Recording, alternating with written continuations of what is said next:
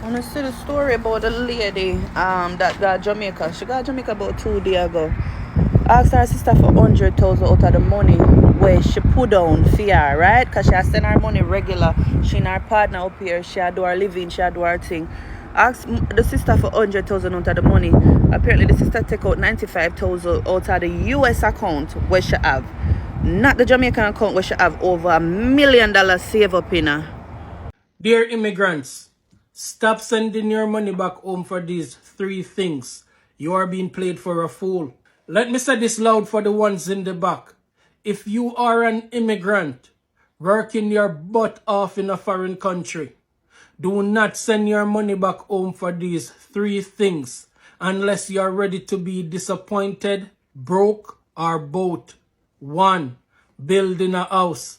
Unless you trust that person with your life, do not send. Yo, hear me I say, man. Nobody do no business in a Jamaica with nobody. You see me I say? Especially when them not have nothing going on for themselves.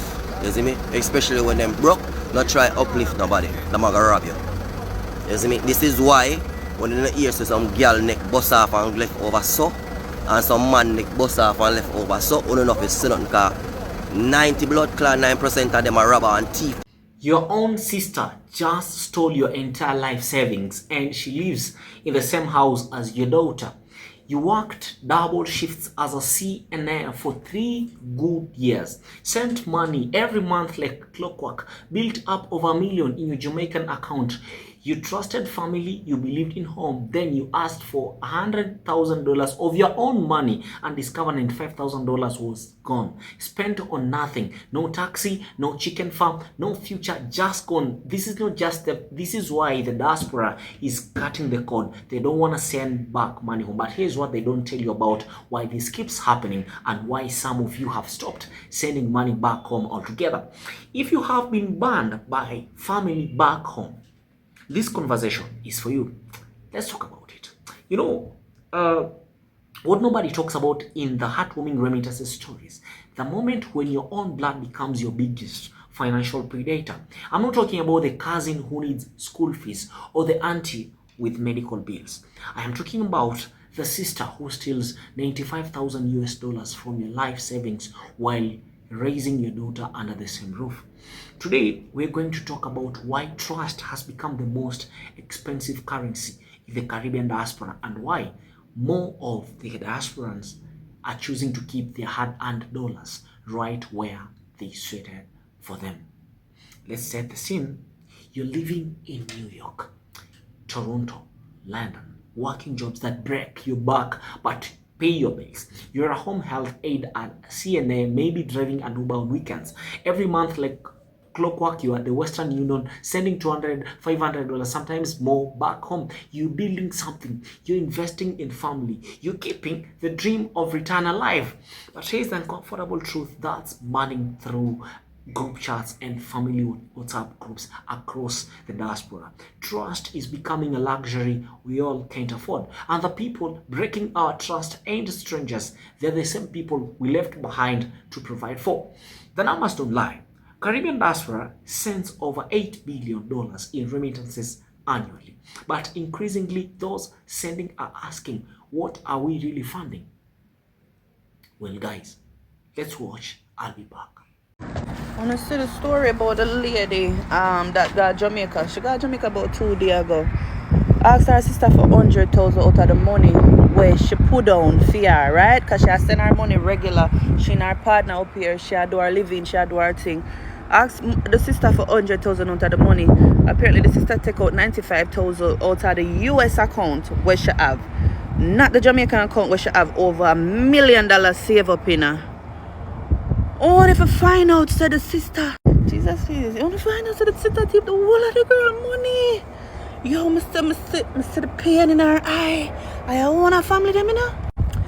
I say, why? Imagine. Her daughter live with the sister yard, you know, because she said she go away left her daughter 6 years ago. She come back to see her baby, everything, you know, come back have fun with the family. Expect she go splurge and do her thing. She never come down with that dollar. You know that feel when you come down with that dollar because you know say you have your bank account a yard and you're alright. I say, girl says she go up and come out because she have to go back a foreign with what she have, which is nothing. Absolutely nothing. I see the video when she posted the sister, cause the way the sister shame when she hug her up, she all hide. Me feel say, you know, what a wicked girl. She know what she do, you know. She know what she do.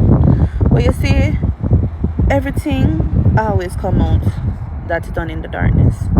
So just be patient. Father God I go show. And she also one of the times say she did send some more money down, some more US, and she decides that she not send it down. And I God make sure do that. God make sure do that. What a wickedness, man. The lady probably all want to build up her thing where she could have come back at Jamaica and live. A whole heap of people may know do that. That is the right way. You come a foreign, build up your thing. If you have a community where you can go back to, go back to. Because if that is your peace, that is your peace. But with family like she, what she can achieve in her life, nothing at all. And she said the second time her family bring her down. You can imagine? The saddest part, she never take the money to invest it back. Maybe if she did borrow a local thing and say, make she buy a local car, put it on the road, run some taxi, run back the money right back into the account. Maybe if she did do a chicken farm, maybe if she do a egg farm, maybe if she simply communicate with the sister, say she have a plan to do something, and the sister would have said, yeah man, go and do what you do and, you know, put back the thing. She did none of that. She just carelessly spend the girl hard-working money. And you see, if you are I've been a home health aide already, a white people body, a clean up people, pregnant and all. You know it go. You know she's a home health aide or a CNA, but I know she says she do a living case, and you know it go when you're on living case and you have to work for your money. That hard, man. I feel it to my core, man. I'm not lying.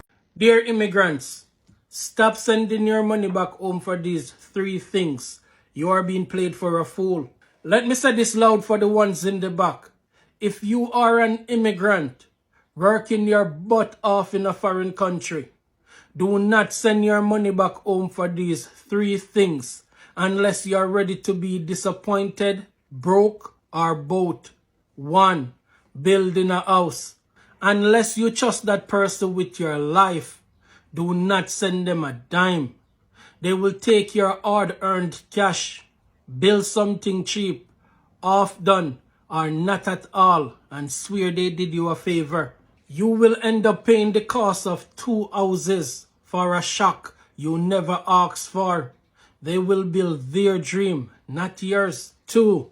Buying a car to run taxi or hold for you. Don't. They will run it into the ground. They will use it to hustle, crash it, and then call you for repairs while you are still paying for insurance abroad. You will be the ATM, the mechanic, and the fool. 3. Dating someone back home while living abroad. Unless you have real history, solid plans, and paperwork already in motion, don't do it. You are not their partner. You are their sponsor. You will be funding their lifestyle while they are wrapped up with their actual partner, who doesn't give them a dime. They are spending your money and sleeping in someone else's arms. The truth is, if some people back home can't scam you, they don't want to work for you. You are not family. You are an opportunity. This is the ugly side nobody wants to talk about, but too many of us live it. Yo, hear me, man. Nobody do no business in Jamaica with nobody. You see me, I say? Especially when them not have nothing going on for themselves. You see me? Especially when them broke, not try uplift nobody. Them are gonna rob you. You see me? This is why when you hear some girl neck bust off and left over so, and some man neck bust off and left over so, you don't know if it's nothing, cause 90 blood clot, 9% of them are robber and thief them. You see me? Even when you pay the pussy them and you give them a piece of money, and you send the piece of money where you do the business with them, still want to dip into the business there, bro. Even though you pay them, even though you do something for them. You understand what I say? You can't trust Jamaicans with their money, dog. Jamaicans down in a blood clot, Jamaican, you're there for it. I don't care what nobody wants to say. You better invest with somebody who already have it. You see me? The chance the chance is little for them rob you, and whatever the case may be, because them have their money too. So whenever you try to help a broke man or a broke girl, the man them out your blood clot, yeah. You see me, the man tell us that the money did this, so this, that, ray, blah, blah, blah, a be a blood clot go around. Them will hide you. That's why when them dead, don't know if people not feel sorry for blood clot. I'm not sorry for none of you know.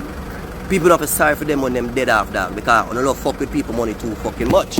You see me I say? And people have to work hard for them blood clot money. You see me? And send them money come go no. You see me? If you do business. You know what I mean? People have them hosting and people come there. That if a foundation the people them come there come them not see. You see me? So my advice is don't invest with nobody down here. No time. Not invest with poor people, period to blood clot. I'm not talking about my top. Facts. Let's first address the elephant in the room, entitlement.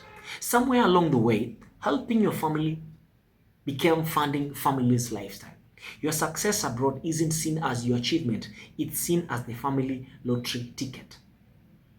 You call home and before, how are you? It's the light bill due or junior needs shoes. There is no conversation about sacrifice, about the fact that you're living with 3 roommates so you can send money back home to people living in a house with multiple bedrooms.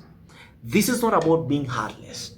It is about recognizing that emotional manipulation dressed up as family blend. Nobody do no business in Jamaica with nobody.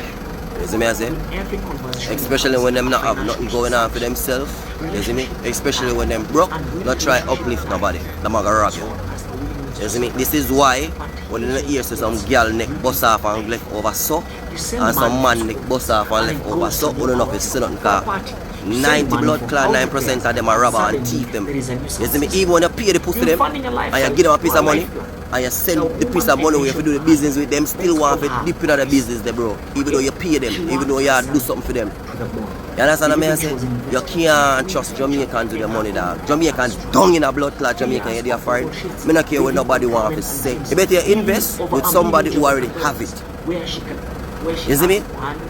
The chances are the chance is little for them rob you and whatever the case may be because them have their money too. So whenever you try to help a broke man or a broke girl, the man them out your blood clot, yeah. You see me, them all tell us that the money be this stuff, this, that, ray, blah, blah, blah, a be a blood clot go around. Them will hide you. That's why when them dead, I don't know if people not sorry for blood clot. I'm not sorry for none of you know. People not sorry for them when them dead after because I don't love fuck with people money too fucking much. You see me I say? And people have to work hard for them blood clot money. You see me? And send them money come go no. You see me? If you do business, you know what I mean? People have them hosting and people come there. That if a foundation the people them come there come them not see. You see me? So my advice is don't invest with nobody down here. No time. Not invest with poor people, period to blood clot. I'm not talking about my top. Facts. When you move to Toronto, your aunt will assume you're rich because you're earning Canadian dollars. She doesn't understand that you can't even send $500 every month. She can't see the $1,200 rent for a 1 bedroom, the $200 monthly transit pass, $400 grocery bill. She sees the exchange rate and assumes it's abundance. This disconnect creates resentment on both sides. Family back home feels abandoned by selfish migrants. Migrants feel exploited by an ungrateful family. Nobody's having honest conversations about real financial pressures on either side.